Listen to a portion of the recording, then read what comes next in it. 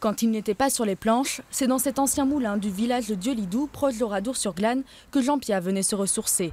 Une maison refuge dont il était tombé amoureux dans les années 70. Quand on vit dans le factice et dans le carton-pâte, ce qui est le cas du théâtre ou du cinéma ou de la télévision, on éprouve le besoin de retrouver un peu de vérité, à la fois la vérité des lieux, la vérité ce qu'est la vérité de la province, de la campagne, puis la vérité des êtres. Ces venues étaient plus rares ces dernières années. Ici, sa disparition fait remonter les souvenirs à la surface. Jean-Pierre, un homme simple avec les autres, à l'image du plat qu'il adorait commander dans cette auberge, l'omelette aux cèpes. Maman avait un ami qui était très blagueur et alors tous les deux ils s'entendaient comme vraiment ils rejouaient la scène du nez de Cyrano de Bergerac tous les deux. Attaché à cette campagne d'adoption, il a même marié l'une de ses filles dans l'église de ce petit village.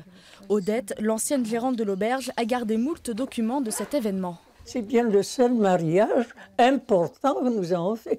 Il y avait tous les gens de Rouen-Chabot, les hommes, les petits, chapeaux.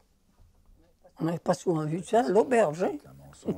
Une étoile de la comédie française qui a su garder les pieds sur terre pour rester à jamais apprécié de ses amis limousins.